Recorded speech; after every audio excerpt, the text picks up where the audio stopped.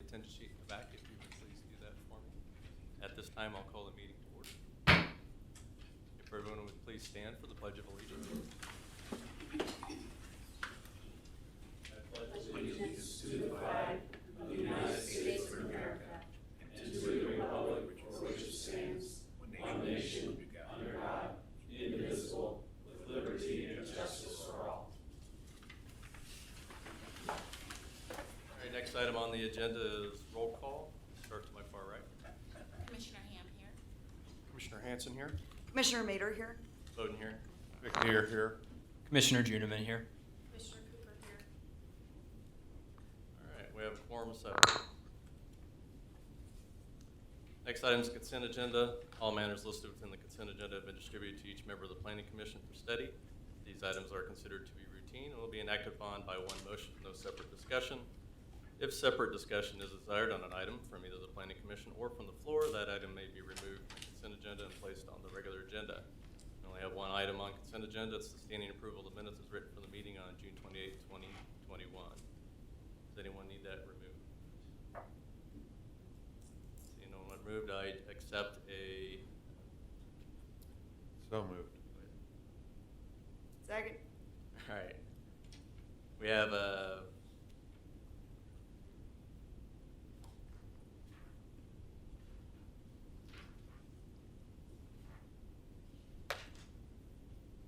We have a motion for the standing approval of minutes as written for the meeting on June 20, 2021. All those in favor say aye. Aye. Any against? Motion passes 7-0. All right, regular agenda item number 1, Treadway Apartments. Were you going to do this all at one time? Or is this Yeah, we'll just do a quick intro here so that we do all 4 items. But item number 1 is mentioned is Treadway Apartments, located at the southeast corner of I-35 and 175th Street, approximately 2,000 feet south of 175th Street. This does involve a rezoning, a site plan review, and then the preliminary plat and final plat reviews as well. So there's 4 components to this. We'll need separate motions in regard to each one of those components. But because we have a public hearing, and generally with public hearings, we will get citizens who may comment on all aspects. So we'd like to just conduct the one hearing, get that information, and then take action through each of those 4 steps. So Okay. staff will have a staff report as part of that process after the public hearing. Okay, thank you. All right, at this time, we'll open the public hearing if the applicant would like to speak first.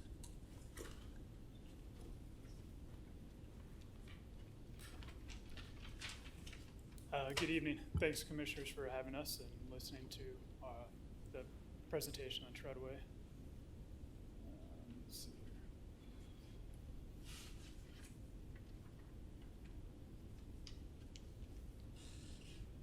Just make sure you speak into the mic. Does it go full screen or not? No. Okay. Okay. So Treadway New Trails. This is a apartment project at 175th and I-35 that's being co-developed with Gardner Development and Cityscape Residential. I'm Ryan Adams with Cityscape Residential. Who is Grada? Grada's obviously been working on 175th and I-35 for a while and working on the master plan development. But previously, they've worked on... Sir, sorry, Brian, Ryan, yes. Ryan. Yeah. is your mic on? Is it on? It's on. We could use it a little Are you louder. able to Okay. hear in the back? Sorry. Can you... No, you're good. Does it work now?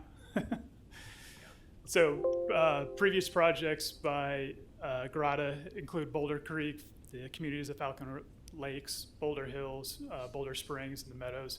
And currently they're working on the New Trails project.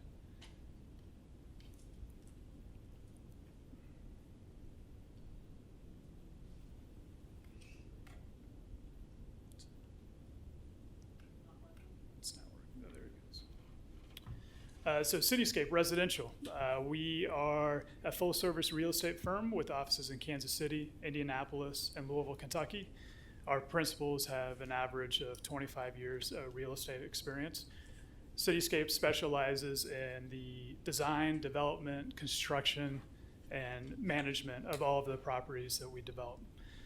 I've included 6 current projects or past projects in the Kansas City area that we've worked on. Crossroads West Side, which is, if you've ventured into downtown lately, it's the big black and blue building that's right off the highway. We had a lot of publicity on that one because of the proximity of the highway. Greenwood Reserve is probably the closest project that we have currently to the New Trails project. Summit at Quality Hill is also a downtown project. Residence Prairie Fire and Apex, Quality Hill, and Weston Flats. Weston Flats and Prairie Fire are Overland Park projects, obviously. So, New Trails, the master plan community. Grata has planned 84 units of retail development for this site, and then 396 single-family home sites, and then the 424 multifamily units down on the southwest corner of the site.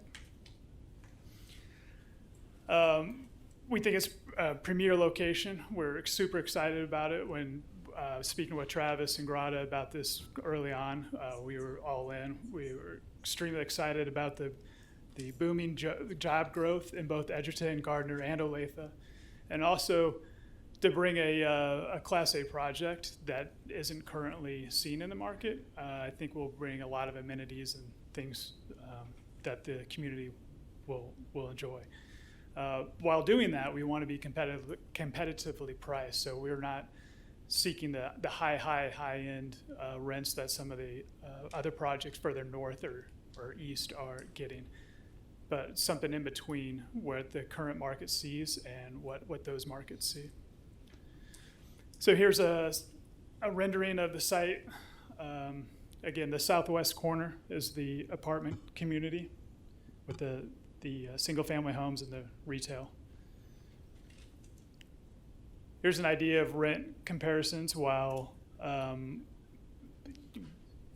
we're about their rent square foot wise compared to some of our competitors, we actually offer a larger unit than some of the other projects around town, around Gardner. Building types. There's essentially two building types in this community. There's a 3-story and then a 3-4 split.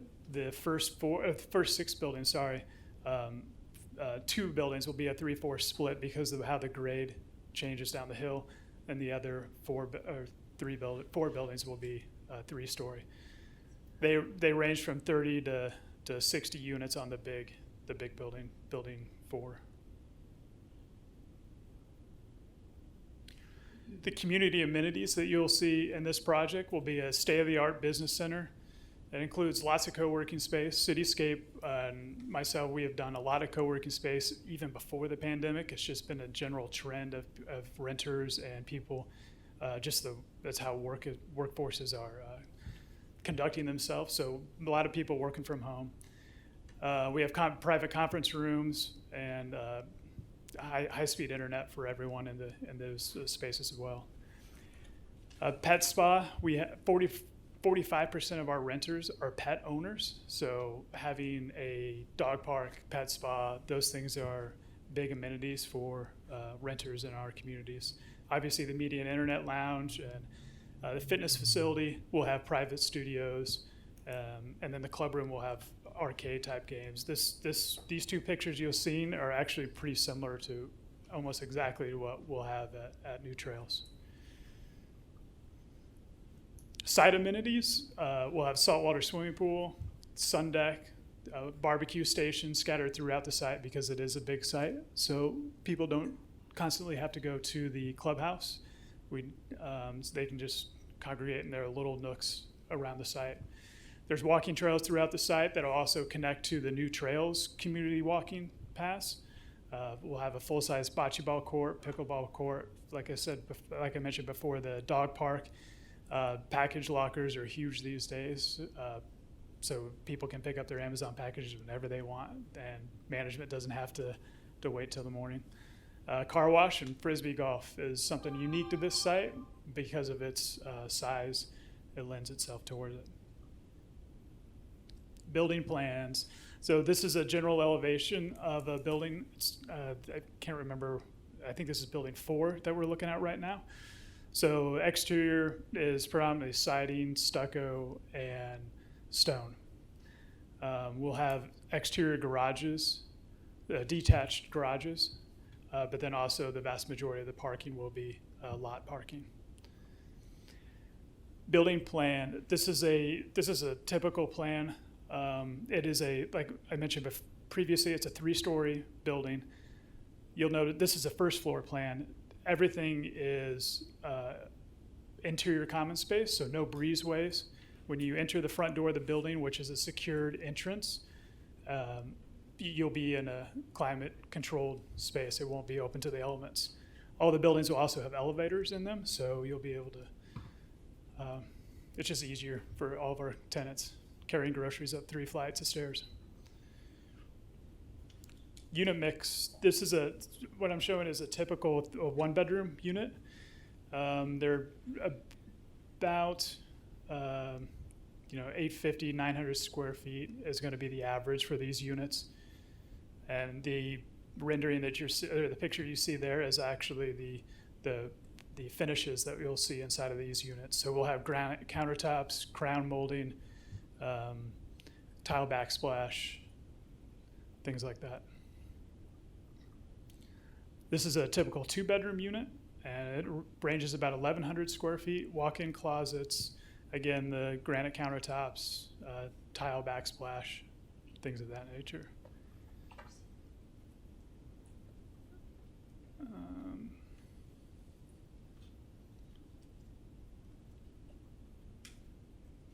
We've read through the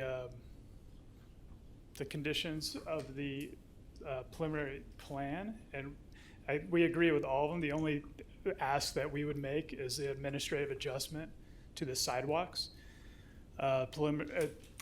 Specifically the sidewalks from back of curb to the building. The way the building and building codes are now, we have a fire lane required through the development, and that fire lane has got to be 30 feet from the building frontage. So when you deduct the 18 feet for a parking stall, 1 foot for a curb, then you're starting to reduce the amount of landscape we can get in with the sidewalks. So as it would sit now, if we had an 8-foot sidewalk, it leaves us like 2 or 3 feet to put landscape in, which isn't ideal.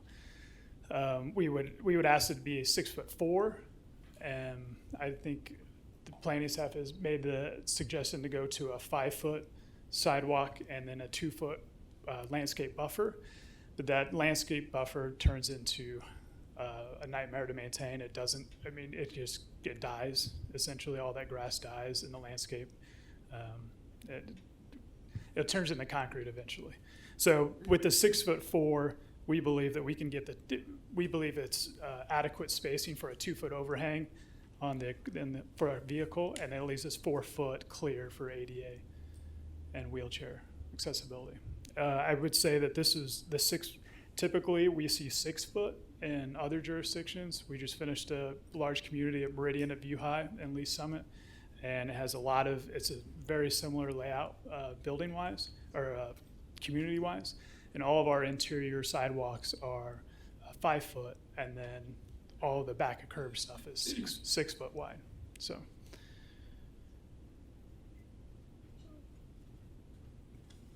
That's all I really have, unless there's any questions. Any of the commissioners have any questions for Ryan? Okay, thank you. Mr. Chairman, as we proceed here, just so everybody knows, I believe you had a handout today, a 1-page handout that summarized the request from the applicant. We received that today and formatted it for you, so that's on the table. We'll certainly have discussion about that later, but I wanted to make sure that you noted you had that single-page handout at your desk. Okay, thank you. This is a public hearing, so this is the point where the public can come up one at a time to speak on this matter. When you come to the podium, you state your name and your address, please. Is anyone here to speak on this particular matter? Yes, sir. Good evening. My name is Steve Glary. My address is 24850 West 190th in Gardner. I originally was coming up to speak against this plan because of the positioning of the public notice at 175th and Clare. I thought they were changing that from commercial to residential. But as the folks from Treadway were talking, my emphasis changed. And the problem that I'm going to have is infrastructure. Myself and my wife currently work from home. As we had some technical difficulties tonight, we're about to add 424 multi-units into an area that's serviced by an abhorrent service in CenturyLink with their, and I'll use the air quotes, high-speed 40 megabyte service. And I've seen the ads for Google and their 1 gigabyte service, which they now have an option of 2 gigabytes, which for those of you that aren't very technical, that's 2,000 megabytes versus our high-speed 40. And these apartments are going to be upstream of where we are currently living. So my service, which is terrible now, is going to be much worse in the coming years. I've called CenturyLink, that's their high-speed service. I've looked online to see if that's a public utilities thing for the city of Gardner, and I wasn't able to determine who sort of rides roughshod over CenturyLink. But I would sure ask that if Treadway's going to put some apartments in there, that they have the financial backing to bring a different service in there and maybe supply service for the rest of the folks down the line. Because as it starts right now, I would be firmly against adding 424 more units in on a service that's an extension cord. That's how I make my living. There wasn't anyone at home today with me other than, my wife was gone, and my service was sporadic. So normally we're both online and we fight along, and there was nobody but myself, and it was sporadic.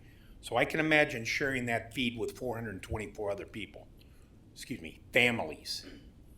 And that's my biggest concern. I know they'll get water, I know they'll get sewage, they'll get electricity, that's not a problem.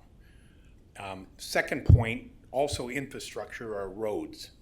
Right now, 175th is a 2-lane, Clare is a 2-lane, 424 families trying to get into an apartment complex, which is going to have a fairly large commercial stores and theaters and all of that, and then homes farther down the line. That's like 8 lanes of highway, and I don't necessarily want to be living on an 8-lane road. So those are my concerns. I know you probably can't do anything about it tonight, but if you haven't thought of it, I would greatly appreciate you at least running that through the head and realizing that this is a major concern. 10 years ago, I wouldn't have cared what internet service we have. Right now, that's how I make my living. And I won't use the word abhorrent again, because I already used it once, and I wanted to make sure if there was anybody from CenturyLink here that I wasn't being derogatory on their abhorrent service, but it really is terrible. So thank you very much for your time. I appreciate it. Thank you, Steve. Do we have anyone else that wants to speak? Some adjustments. Ryan, did you have any kind of response you wanted? I know we are working with CenturyLink right now to get a better service in the area. It's something that's come up before in our discussions for just the site in general. So we are working on getting a better service in the area. Okay. Thank you. Thank you. All right, with no one else coming forward at this time, I would close the public hearing. All right, city presentation.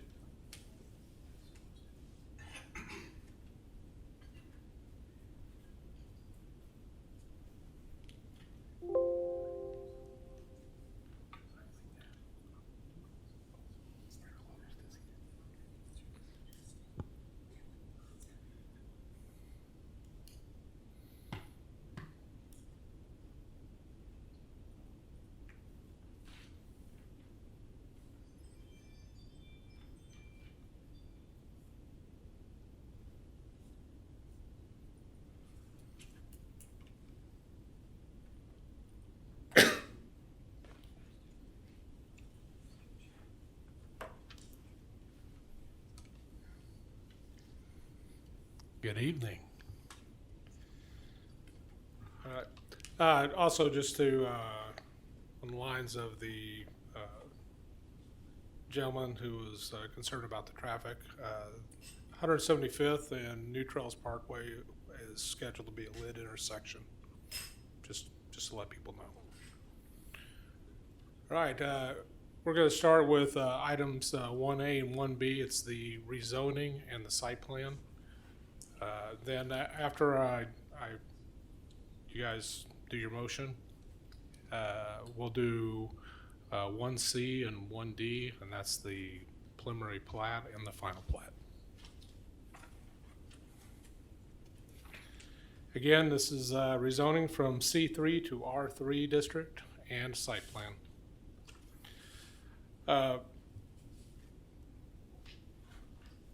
Back last year, this site was rezoned, a 33.4 acre site was rezoned to an R3 for a multifamily development. With a Cityscapes coming in and also working with the architects, they felt that they needed that additional 2.12 acre expansion of the rezoning to really make their development work for them. Again, this rezoning request is also coupled with site plan for a total of 424 apartment units. This site is part of, again, the overall mixed development, a 268 located at the southeast intersection of 175th and Interstate 35. As presented last year, this site was approved for mixed-use development. Meets with the comp plan. Its area is designated for new residential growth. The overall plan is compatible and in character with the neighborhood. It is suitable for the uses to which has been restrictive, and it will not have any detriment on the nearby properties. The uses will not adversely affect the capacity or safety of utilities, infrastructure, or public service. And probably don't need to show you this. You guys have already seen the site plan from the petitioner. But the development is a great transition, again, from the interstate to the west and the single family to the east. And then, of course, the C3 commercial to the north. Site plan findings. In general, the site plan is in compliance with the code with several items that will be conditions of approval. The plan reflects generally accepted and sound planning and urban design principles with respect to applying to the comprehensive plan. And again, the petitioner is requesting an administrative adjustment. Staff recommends approval of Z2103 and SB2103 for Treadway Apartments, and recommends forwarding the application to the governing body with the conditions included in the suggested motion.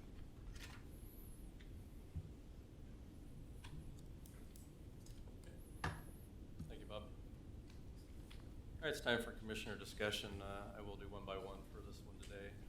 Starting with my far right, Commissioner Ham. No comments or questions. Commissioner Mader. I do have one clarification. Did I hear correctly that the request for the administrative adjustment with the sidewalks is only applicable to building number 2? Or is it for the entire site?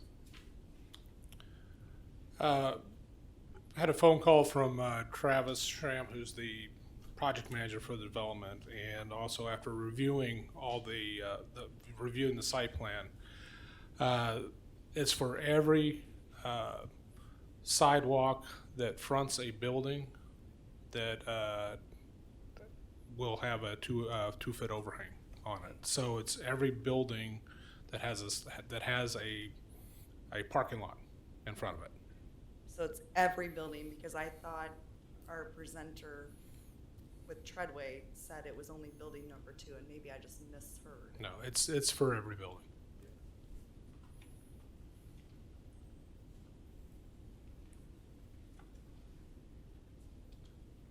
And for the commissioners, this would be, the administrative adjustment would be part of this recommendation. So if you have any questions on the administrative adjustment, this is Yeah, when you want to ask about it. good Chairman to ask those questions.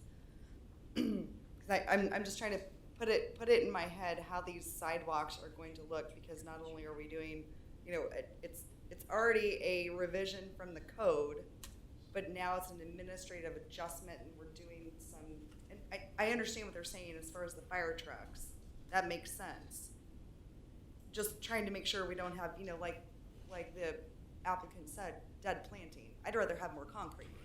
So what we have here is a competition for space, correct? You know, in the fact that we've got the parking overhang, the sidewalk, the landscaping, the fire requirements, everything's competing for this defined space. Right. Between the building and basically the parking spots. As Bob mentioned, the request is only for modifying the sidewalk that is up against those parking spaces in front of the buildings themselves. So that's where you would see the adjustment that's been requested. The site plan that has been provided to you meets all the minimum code standards except for this one particular code standard. That's why staff's recommendation of the condition is staying at the 8 feet right now, is because that's consistent with code. Your ability to adjust this is an administrative adjustment. If you remember last January, February, when we passed some code amendments, we talked about how staff had a 10% discretion on administrative site plans.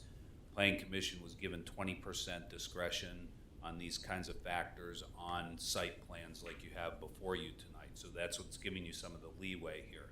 The applicant is asking for that full 20%, which is basically 1.6 feet. So you take the 1.6 feet off of the 8 feet, that's where they get the 6.4 feet. They're actually saying 6 feet 4 inches. It's 6.4 feet is what you could go to, which is, I believe, a little less than that. I can't remember. I have to do the math real quick. Oh, yeah, it's about 6'5" actually.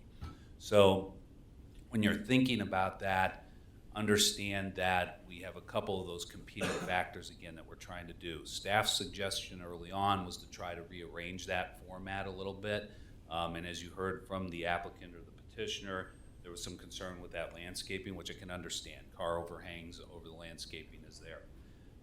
What staff did, or what I did today, is I tried to take a look at a number of different factors and what other communities are doing on things like this. What I will tell you is the way ADA is written, the ADA free and clear requirement is actually 5 feet wide. You can get to a 4 foot wide if you have a 5 by 5 kind of turnout area every 200 feet along the distance of that pathway that is only 4 feet. So it makes for a little bit different configuration. So we want to be very careful about the ADA requirement here. Staff is usually pretty consistent about requiring the 5 foot because design-wise, making sure that that 5 by 5 turnout every 200 feet, it's a little bit more difficult to implement. So we usually ask for the 5 foot free and clear for meeting ADA requirements. If you did that with a 2 foot overhang for cars, and when I looked through some of the literature, that seems to be about the average overhang that most communities are considering when you have this 90-degree perpendicular parking situation. If you had angle parking, that gets reduced a little bit, but in this configuration, that 2 foot overhang seems to be about the norm or the average that you have to consider. So if we were looking at this, the reduction that we could easily justify from a staff standpoint would be a 7 foot wide sidewalk, 5 feet free and clear in front of everything, and 2 feet for the overhang. Of course, with that 4 feet, if you reduce this down, we'd have to get those turnouts put into the plan and make sure that they're meeting the ADA requirements. I think that's correct. I'm looking at the legal advisor here to make sure I'm explaining that right. But you do have that authority to go to 20% on this. I would just suggest that if we get down below 7 feet, that's when we're starting to talk about having to have those turnouts every 200 feet. And that's going to change that sidewalk dynamic. Does that help? Yeah, it does. No more questions for now. Okay, thank you. Commissioner McNear, no questions. Commissioner Juniman. Yeah, I had a couple questions. I guess I was trying to look at the site plan and figure out where the ADA parking spots were in relation to the building entrances, because if the building entrances are more toward the edge, then the sidewalk in the middle I was gonna ask if there was any consideration given to sound, just because the airport runway is right at the edge there. I realized it was zoned for commercial last year when we did or I wasn't here, but whenever it was rezoned to residential, was there any consideration given to that? For this, no. The short answer is no. I would tell you that we have, that the Crossroads West Side project that you saw on my presentation, that's right on I-35. It's literally 10 feet from the highway. We have the Quality Hill projects are basically overhang the downtown airport.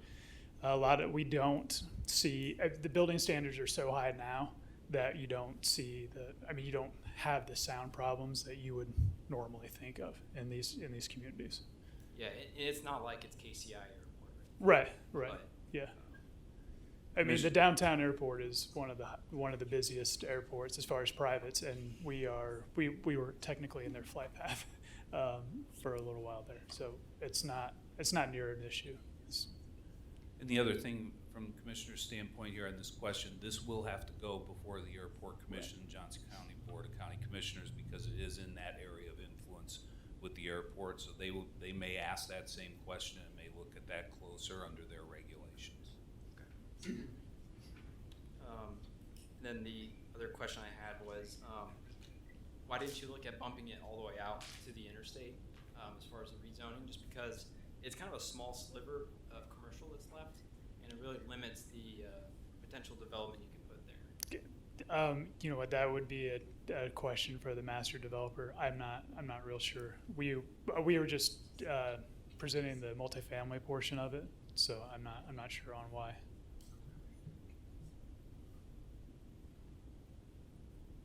You have anything else, Commissioner? We're gonna see Travis Schramm is on a Zoom call, and he may want to respond to that question. I don't know if he's still there. Travis, are you still?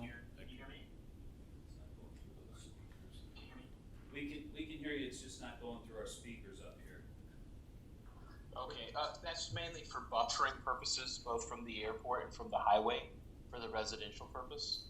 And it's a good retail space as well due to the visibility. So that's why that strip along the highway is currently zoned residential. Excuse me,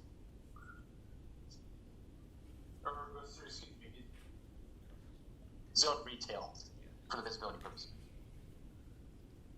I will mention that the particular concept plan and everything that went through with the rezoning went to the Airport Commission as well. I know there's some constraints as to where buildings can be placed in light of the airport influence area and the runway operations, and I know that the developer had to work with the county to look at heights and where these buildings are positioned. So some of this area cannot have these 3- and 4-story buildings in it. I believe that's correct, is it not, Travis? I can respond because Okay. we from previous experiences around airports, we have a specialist that focuses on nothing but communities around airports, and they have prepared an entire report for the aviation department, and I believe they already have a copy of that right now. So all of the buildings, everything is out of flight path, so we should be fine.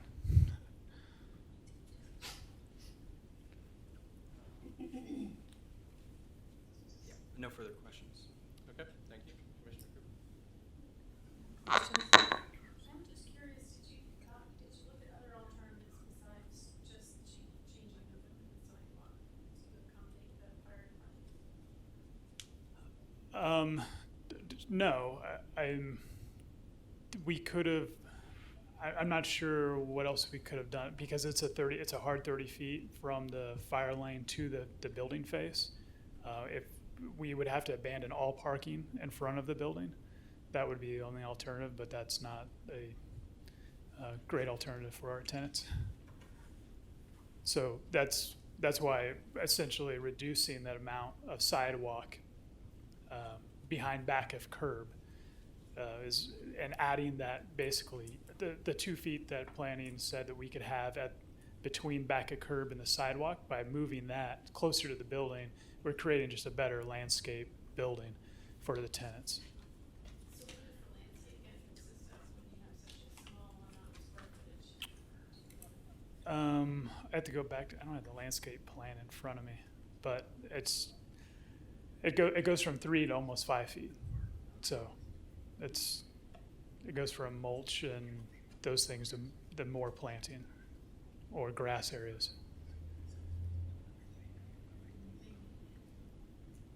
Do you have something? Go Yeah, I ahead. was gonna ask, what about angled parking? That doesn't take as much in your space up as a perpendicular spot does. You don't get as many spots in the same amount of area. But Yeah. Typically, when you get to the angled parking in communities like this, it turns into people trying to make a left-hand turn into an angled park that doesn't work, and you have cars parking over the line. It just creates a bigger headache than the head-end parking.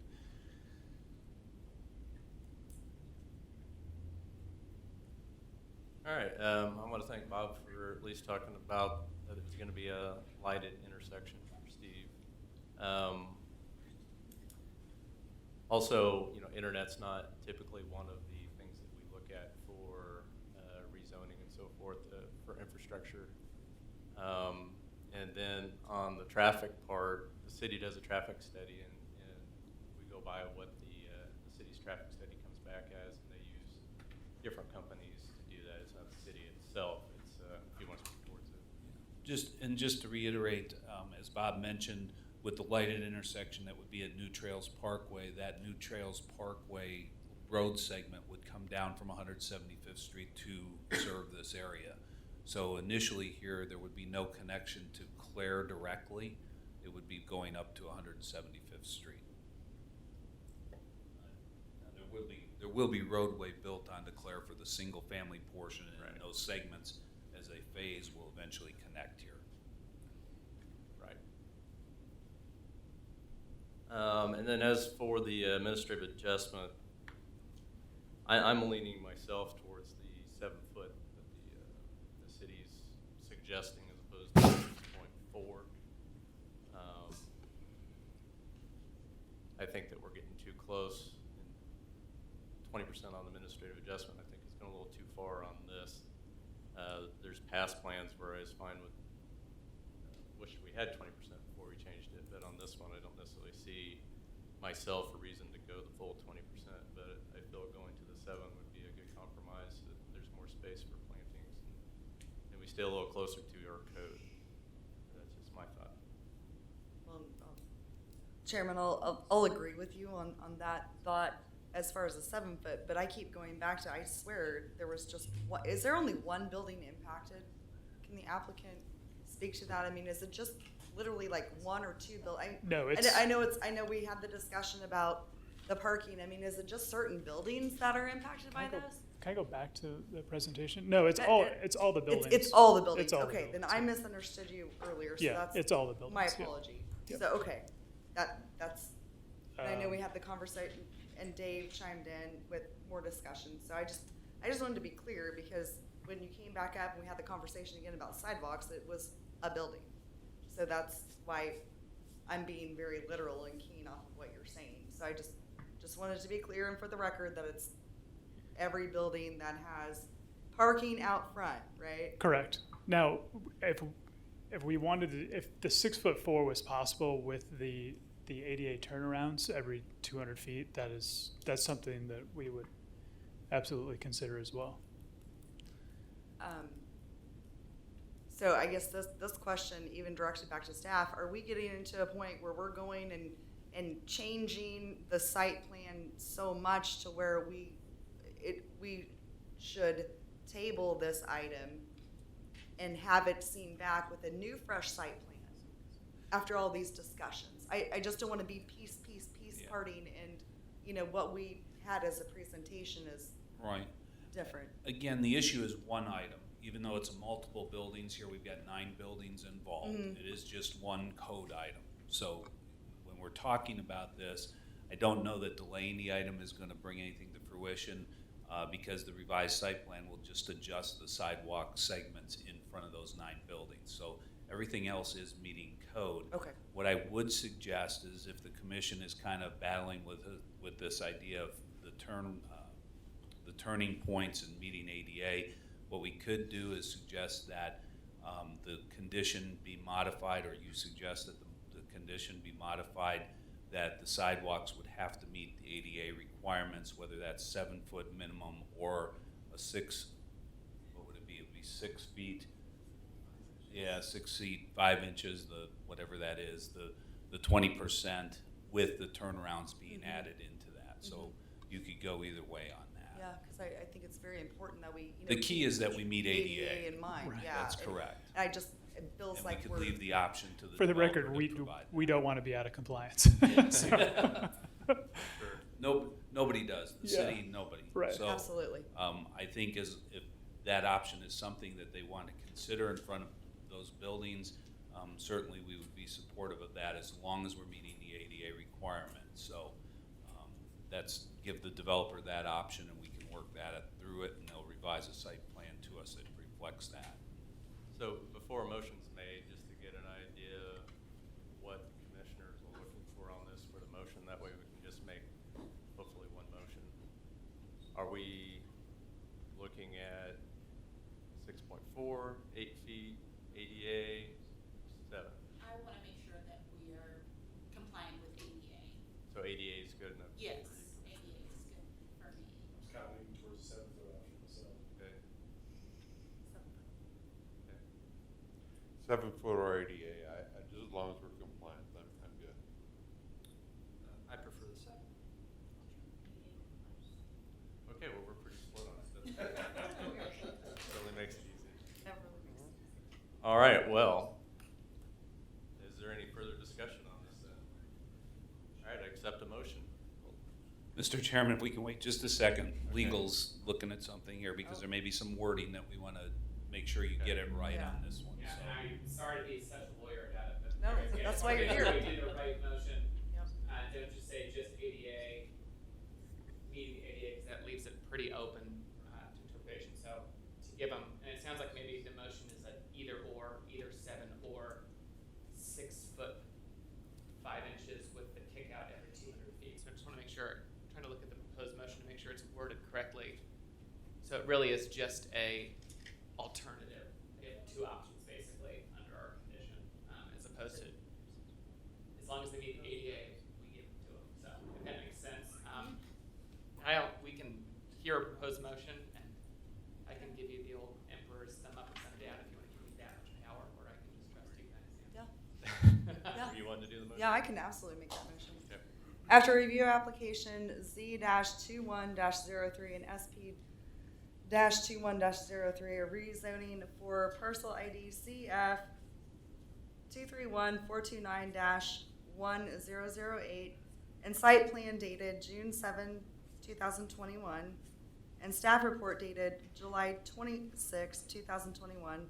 The Planning Commission approves the application as proposed, provided the following conditions are met.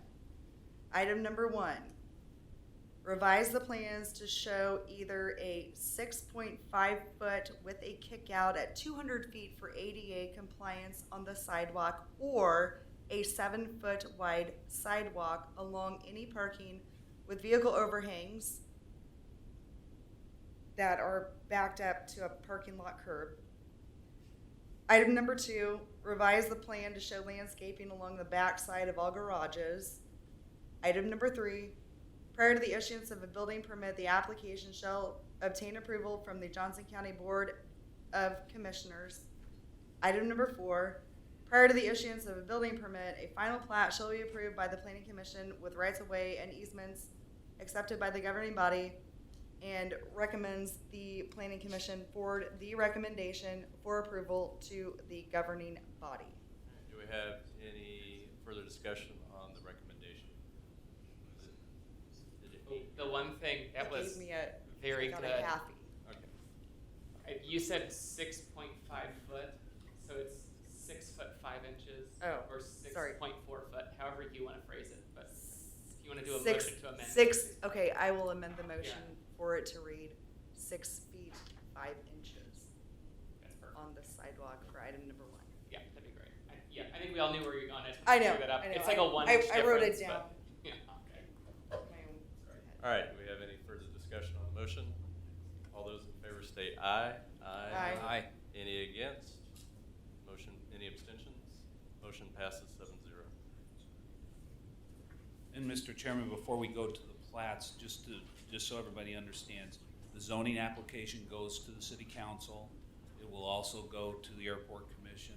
The site plan will also go to the airport commission, but the site plan itself does not go to the city council. That is actually your decision on the site plan. So I just want to clarify that action, because this isn't a development plan. This isn't a planned zoning district at this point. It is straight R3 zoning, so.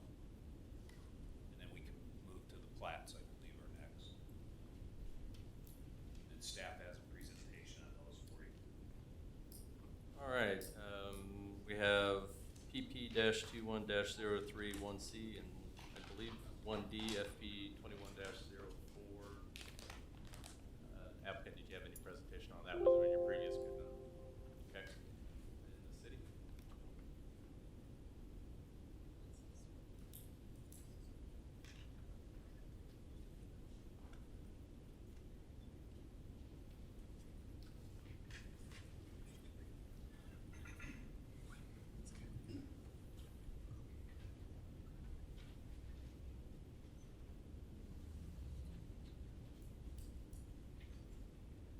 There we go.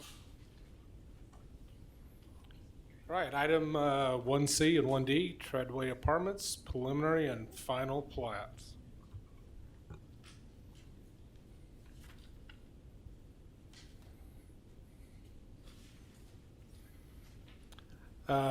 Pretty simple subdivision here. It's just a one-lot subdivision, but it also includes right around 2,600 linear feet of new public rights-of-way.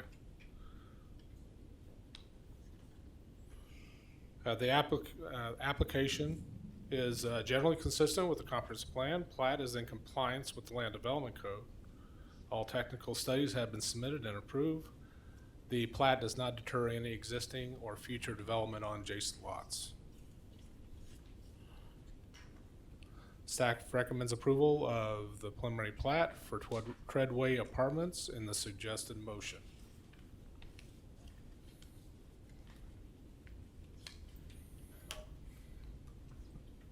All right, Commissioner discussion on this one. I'll leave an open floor. Anybody have any questions or comments on these two items? All right, then I would accept a motion.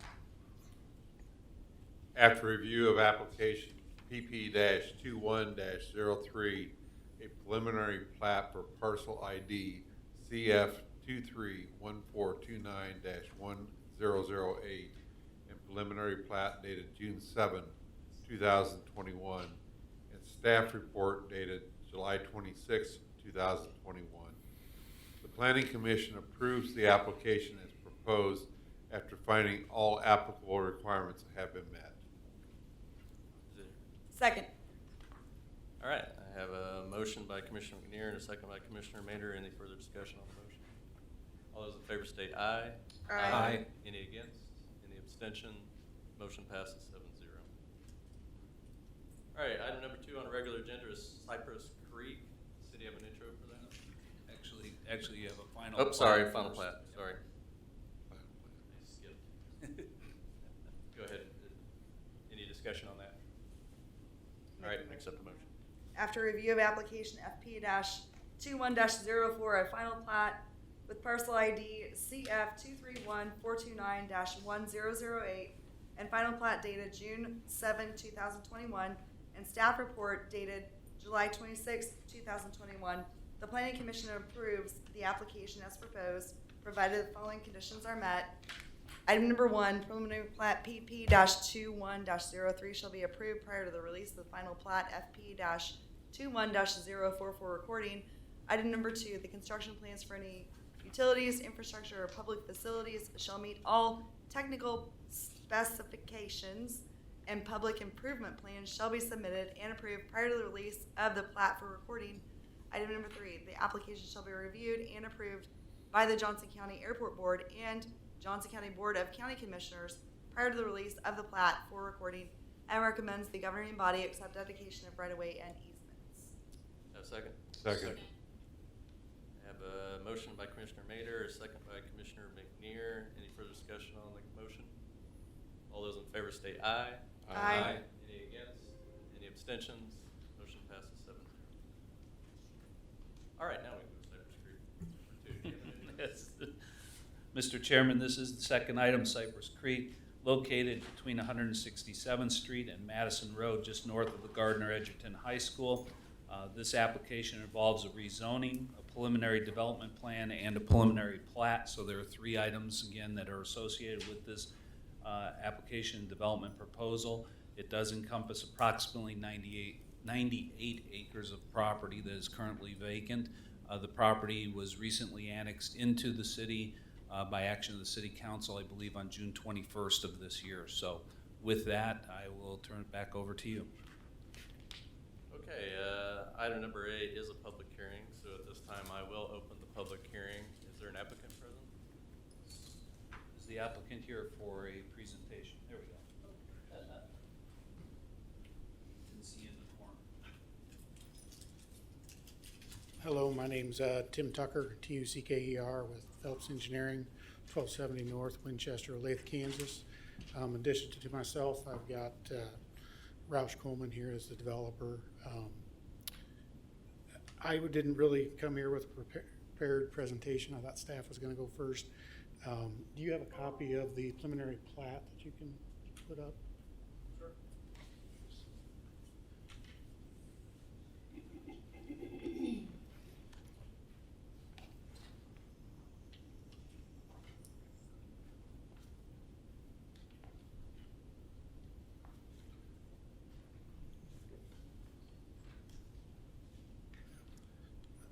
Okay, so the property is located just north of the high school, the north side of Madison. 167th Street borders it to the north, undeveloped ground to the north. The east and west sides both border single-family residential. The property is currently RUR, single-family residential county zoning. We're requesting RP2, single-family residential development. There's 289 lots on 98.6 acres for density of 1.9 units per acre. As you see on the property, there's a main drainage way that diagonals through the property that kind of bisects the property, and then there's a secondary drainage that comes in from the northeast, bisecting it again. So you've got a southwest portion, a north portion, and then a east portion there.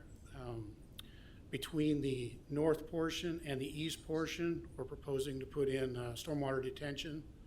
In that location, that will be a wet pond. The grading there kind of indicates like it's a great big pond, but the wet portion is probably half that. It's kind of where the inner ring of contours are. We've got 2 access points at the south onto Madison. And out of that southwest portion, there's 1 access point to the west into the existing subdivision. The north pod has 2 access points onto 167th Street. We will be providing left turn lanes for the westbound on both those lanes. And then the east pod has 2 access points into the existing subdivision there on stub streets. As part of the project, one of the stipulations is to provide a 10-foot trail, concrete trail, paralleling the main streamway there. So going from the south to the northwest. Other than that, we're in agreement with stipulations 1 through 3, and would be glad to answer any questions. Sorry. Do any commissioners have any questions for the applicant? What is it voting? Okay, thank you, sir. All right, this public hearing part, if anyone from the public would like to speak on this matter, if you approach the podium, give your name and address, please.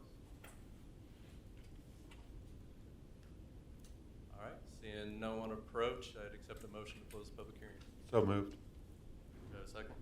Second. I have a motion by Commissioner McNear and a second by Commissioner Hanson to close the public hearing. Any discussion on the motion? All those in favor say aye. Aye. Aye.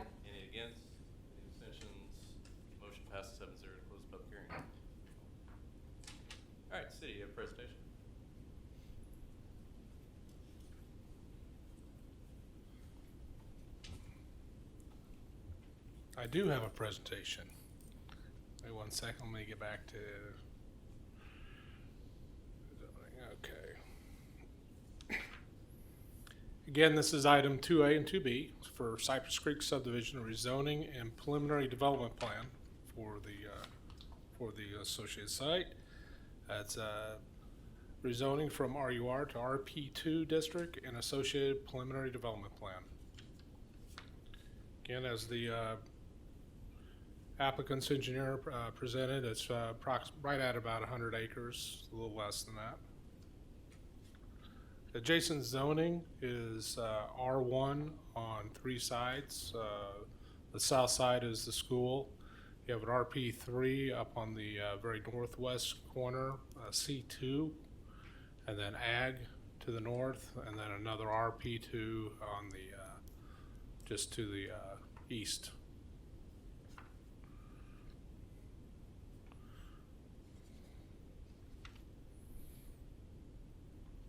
Future land use for this area shows that this is scheduled for low density residential, which R1 and R2 are part of and RE is part of a low density development. Staff findings, this site was again annexed back in June. It has been undeveloped since at least the 1940s. That's about as far back as our aerials go. Proposed rezoning is for RP2, which is typically a district that is associated with duplex development, but it also allows for single-family detached neighborhood housing. Staff feels that the rezoning and layout is consistent with the adjacent development and also allows for more open space that is typically found within a suburban neighborhood. As the applicant's engineer had presented, he said about 1.9 units per acre. Typical suburban is right around 3 units per acre. So actually this is less dense. The housing variety supports ongoing investment with attracting new residents into our community. Another great one is that this promotes infill residential, something that's been very important to the council. Ensures new residential developments in and around schools and parks. As I just mentioned a little bit ago, that it is low density. Meets the character of the existing neighborhood, consistent block patterns, and achieves the code intent to minimize the number of lots accessing Collector Street.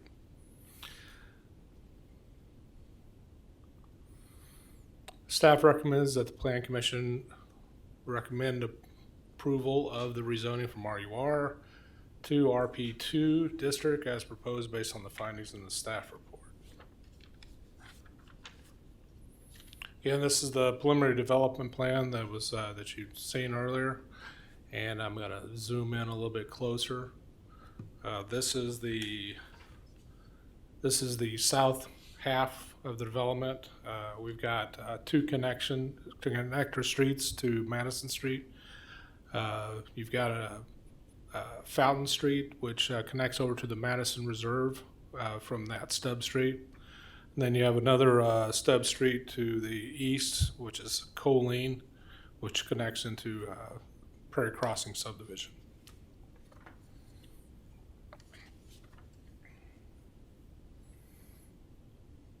It also has a great cross connectivity from the east to west with the sidewalk and trail system that they are proposing on this development as well.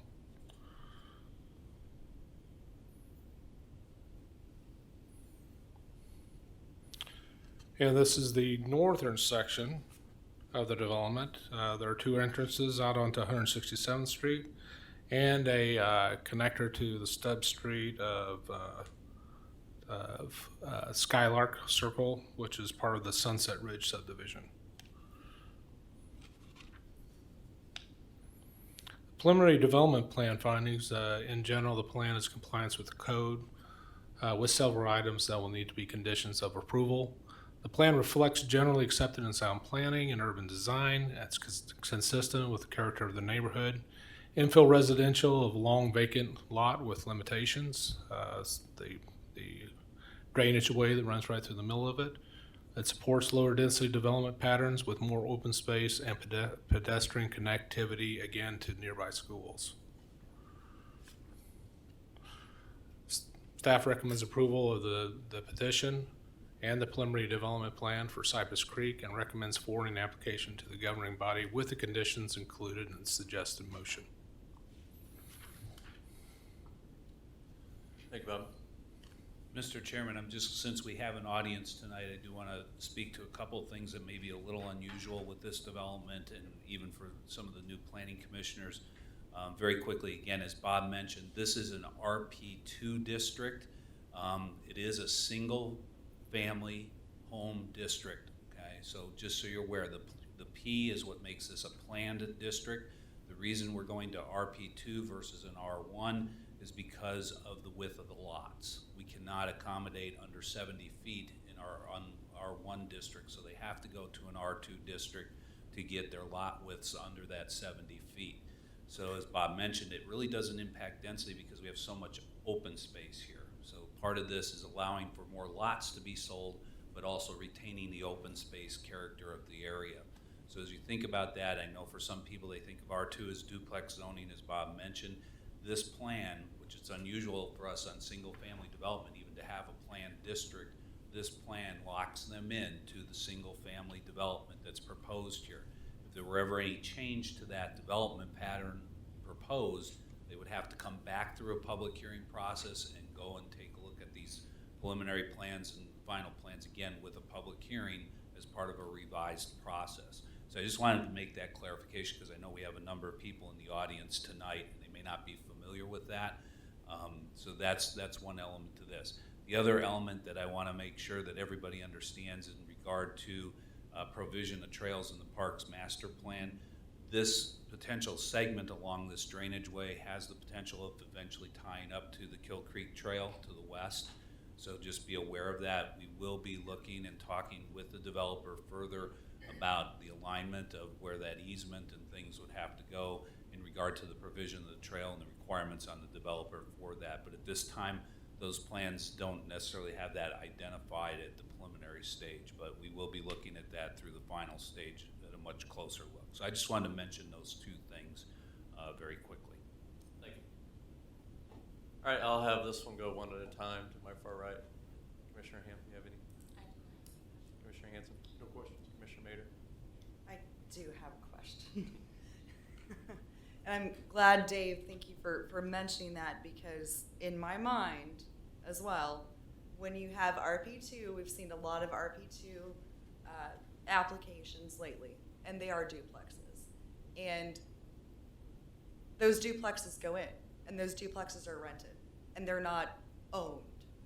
And I think with that area, which I assume all the commissioners did their due diligence and drove around just like we're asked to with every application, that's single family. And there's a lot of, really big, nice houses over there.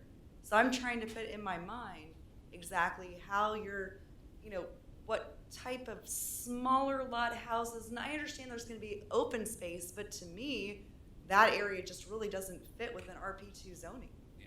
So this is, we have this issue with our zoning code, the way it's written today. Right. And if you'll recall, even with the Grotto development on the Greenfield development east of I-35, there was that discussion that in some of their formats, because they had smaller lots and smaller houses, they actually, I believe it was RP4 zoning that they were going to have. And instead, the applicant didn't like that, so they went with RP2 zoning with a bunch of deviations. If we were to try to do this under R1, we would basically be having a deviation on almost every lot on this property because of the width of the lots that are being proposed. Yes. Correct. So that's the thing that really triggers this RP2. It cannot go to duplexes. The lot sizes that are being proposed will not allow for a duplex, I don't believe, on that property, again, because of the width that's there. So these are going to lock into single family. So I hope that gives some reassurance. It's one of the unusual aspects of our code with the R1 through R5, I believe it is. When you look at it, we allow for these mixed residential kinds of developments, if you will. So single family in in a certain lot configuration fits into the RP2 because it doesn't fit into the R1, basically. Yeah, and I'm just, thinking back to the application we saw for like the smaller lot homes that are going north of like St. John's. I think that remained R1.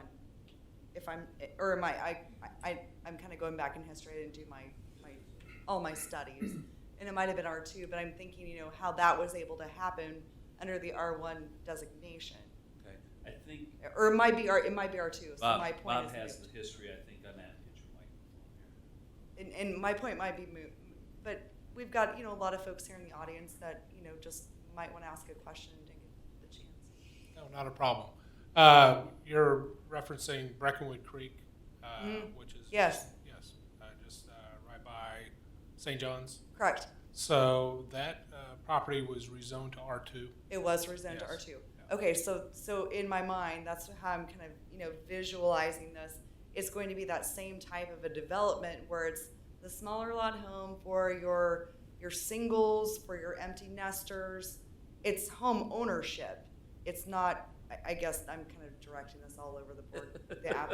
The applicant, is back there, and we were talking about duplex and everything. So it is kind of in that similar vision of the smaller lot homes for those, a single person or an empty nester or ownership homes. So, And I know you we're have not there yet. you've hit about 3 or 4 different topics. I in know, that. I'm So all I over want to the be board, real Jake. careful Please. what I say here. Thank you. You're correct. This would be a smaller format home on a smaller format lot. Mhm. Okay, because there are coverage constraints that have to do with the percentage of the lot that can be covered, different things. Also, the developer is probably trying to hit a target price point with these homes. So as they're doing that, they're looking at a smaller format home compared to maybe a typical suburban home, if you will, that might be 2,000 plus square feet. I think in the applicant's engineer may be able to correspond. I think they're thinking a little bit smaller than that to do that again to fit into those lots. I want to be real careful about the ownership rental issue. That's really not a concern. I know, for I planning know, and I commission. shouldn't have even So we asked don't that really want question. to I talk shouldn't have about even that too said much. that. Let's just, Right. ignore I said that. So we're gonna back away from this, but I Please. can tell you this application is for single family homes. Okay. Good? I don't me and my questions. Um, Thank you, Chair. And correct me if I'm wrong, this would be the 3rd or 4th of these neighborhood type, because the Grata has one that's actually up against their $400,000 single-family homes, and then we had one just south of Madison, if I remember right. So yes, and in some places, those are different target markets. So as Commissioner Mader was mentioning here, sometimes it's aimed towards senior living, so the format of the house is set up a little bit differently and things like this. My understanding, these are pretty standard single-family homes. They're just a smaller size single-family home. The other aspect of that is, again, obviously with the proximity to schools, as Bob mentioned in his report, and that there's an advantage here for family living because of both the elementary school, which is nearby, but also the high school that is nearby and things like that. So there's a lot of geographic pull for this kind of development in this location. Commissioner McNeary, did you have anything? Yes, I had a couple of comments and a couple of questions. Just don't want to beat a dead horse here. I just wanted to make sure, first off, I wanted to say thank you to the developer in Roush Coleman for bringing this type of, basically, it sounds like an entry-level product to town, or to Gardner, that it will become an option for people for much more affordable housing than than maybe some other alternatives coming to the area. So that's thank you for bringing that in. Second, Dave, I just want to make sure that I understood clearly that with this being an RP2, if the plan changes in any way, shape, or form, whether away from anything other than single family, it will have to come before this body again to be approved again. Is my assumption with that correct? Yeah, that is correct, and also if there are any significant changes to roadway configurations, things like that. So it's not just the use, we're locking into a preliminary layout plan here too. So let's say they get through phase one of their development and they go, yeah, we want to stick with single family, but we're thinking about a different road configuration. For some reason, they want to cross the drainage and connect the pods, and that road's not here. That would be a significant enough change that it would still have to come back and be reviewed. Just a couple more questions. Am I kind of correct in assuming that because one of the things that's driving the RP2 is the narrower lot widths, because there is so much area for the creek or the water detention and some of the other common use facilities, that it eats up a little bit of the land and they have to make a little narrower lots? Is that some of the consideration?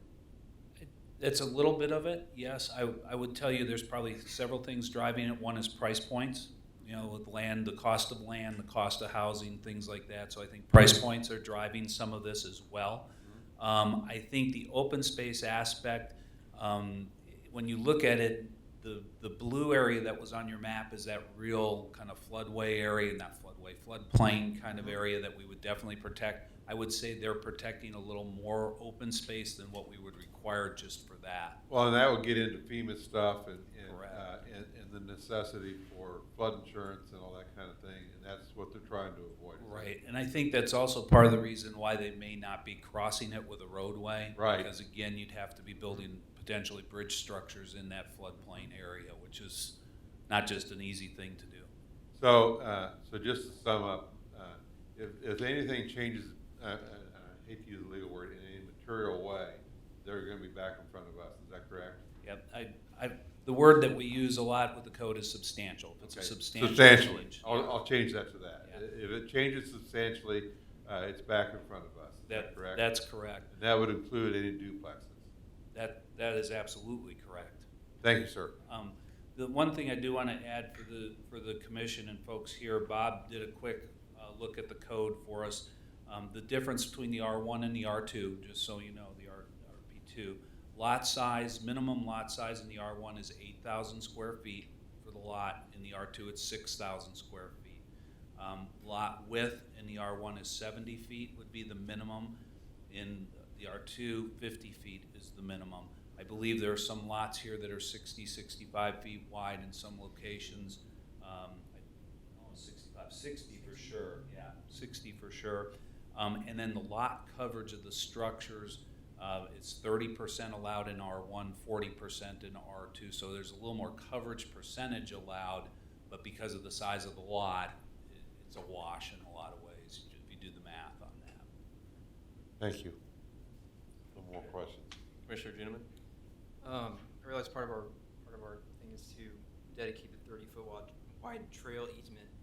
We're not deciding on the alignment for the trail at this time, are we? That will, yes.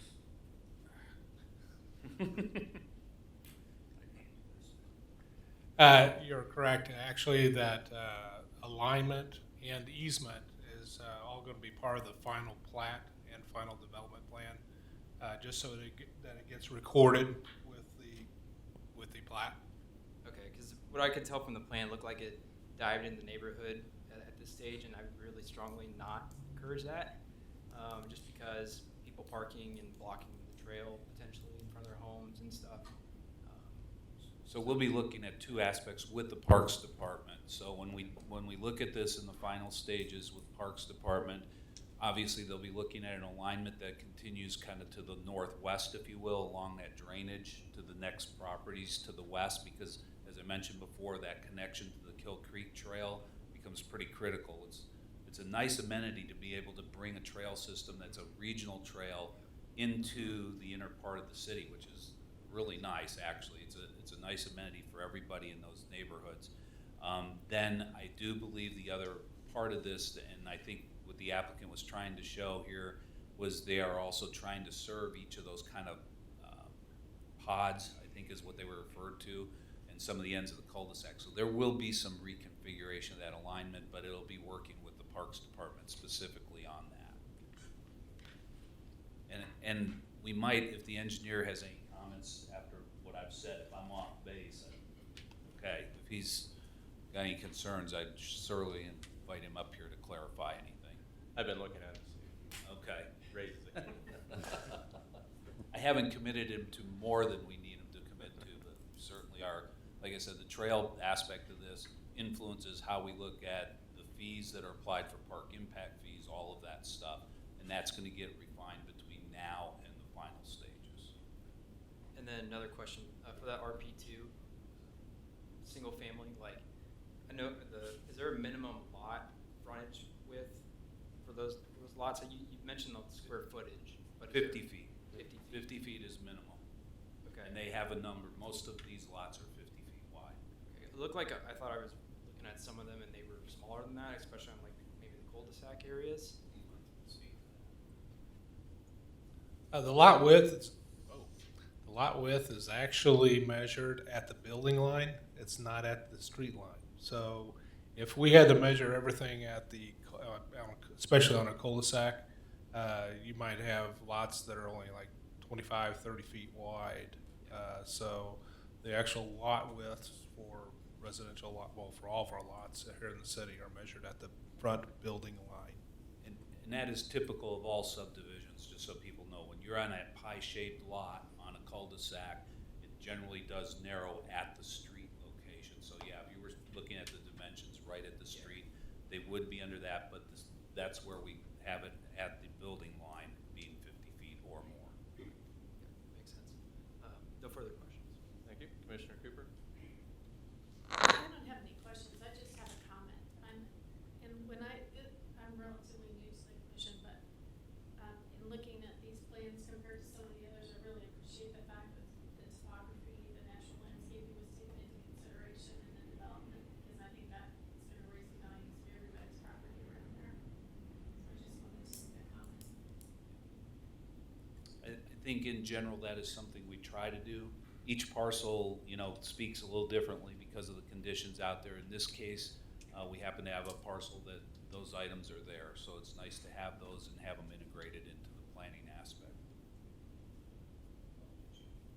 Yeah, one of the other things that we wanted integrated into that natural area that's splitting this subdivision down the middle is those interconnected trail or sidewalks that actually lead to the trail, so that all the residents within this neighborhood or adjacent neighborhoods will be able to get over to that branch of the Kill Creek Trail.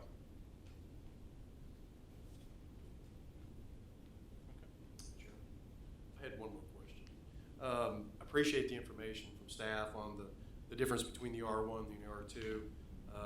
So correct me if I'm wrong, 8,000 square foot is generally the R1 range, lot size, 6,000 on the R2, 50 feet wide on the R2, and what was the R1? 70 feet. 70 feet, okay. And then the one statistic I think that Mr. Case mentioned that I wanted to clarify was, you said that 1.9 lots per acre is what it comes down to, and then you gave a comparison of something in the 3 lots per acre. What was that? Just help refresh my memory on what that point was for. Yeah, I was trying to make the point that this subdivision in whole is actually less dense than your typical suburban R1 development because of the open space that they've allotted. So the 1.9 actually came from the applicant's engineer when he was up giving his presentation. This says 2.9. Which one? The, Well, I stand corrected. Yeah. If it says 2.9, then the applicant's engineer did not speak properly when he was up at the mic, so it is 2.9. I don't mind throwing him under the bus either. The typical R1's 3. That's all I had. Thank you. Did you have anything else, Commissioner Cooper? No, that's all. Okay. I don't have anything further to add. I mean, I kind of agree with Commissioner McNear. This is kind of your new starter homes. This is not the first to come to Gardner. It's a way for people to get into homes now, because otherwise you see a lot of apartments and townhomes and stuff, because quite frankly, it's $400,000 to get into a home at Gardner, brand new, type of homes, and I don't know what his price point will be, but I know in the Grotto development, they're going for $330,000. So it's good to see it. I'm glad that it's single family. So I do support it. If there's no further comments, I would accept a motion on 2AD. After review of applications Z-21-04 and PDP-21-02, a rezoning from RUR Rural Agricultural Uses and Single Family Dwellings District to RP2 Planned Two-Family Residential District, and associated preliminary development plan dated June 7th, 2021, and staff report dated July 26, 2021 for Cypress Creek, tax ID 2F221423-1001, located between 167th Street and Madison Road, just north of Gardner Edgerton High School. The Planning Commission recommends the governing body approve the applications subject to the following conditions. 1, approval of a transportation impact study and stormwater management plan by the City of Gardner Public Works Department. 2, dedication of a 30-foot wide trail easement on the final plat to the City of Gardner that corresponds to the City of Gardner Parks Master Plans. And 3, revise the landscape plan to promote diverse tree plantings. Second. Do we need to finish the motion? Or did I Finish the it. planning commission? That's all we have in the notes. And recommends the planning commission. Oh, I'm sorry, and recommends the planning commission forward the recommendation for approval to the governing body. That's really small. Okay. So I have an amended motion by Commissioner Hanson. Do I have a second? Second. Second. All right, I have a motion by Commissioner Hanson, a second by Commissioner McNear. Any further discussion on the motion? All right, all those in favor say aye. Aye. Any against? Any abstentions? Motion passes 7-0. Mr. Chairman, as we transition to the plat, I just want to also suggest here, or not suggest, but make the comment, which is unusual with this property, the RUR reference, for those of you who are not familiar with that, new to the commission, that is because that was the county zoning, okay? So when we annex property into the city, it retains the county zoning that it had until there is a development proposal or the property owner comes in with a request to rezone that. So it would have to go through that formal process. So that's why you're seeing that RUR designation. That's unusual. It is not in our zoning code, but it is the county zoning that was retained until action is taken officially by the city and the applicant to rezone that. So. Okay, thanks, Dave. Next item's 2C, preliminary plat, PP-21-04. Does the applicant have anything for this? Doesn't look like it. City? Bob?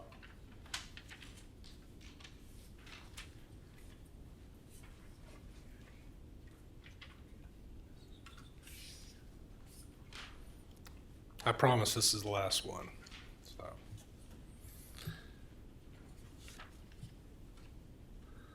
This is for preliminary plat, PP 21-04.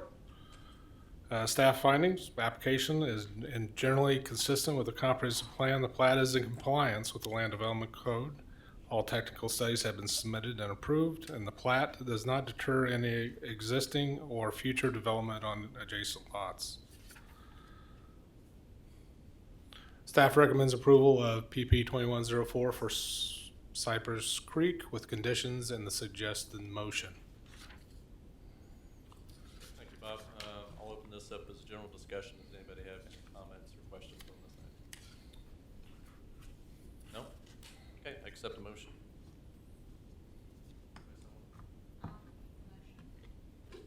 After review of case PP-21-04, a preliminary plat for Cypress Creek, tax ID 2F221423-1001, the east 100 acres of the northwest quarter of section 23, township 14, range 22, between 167th Street and Madison Road, just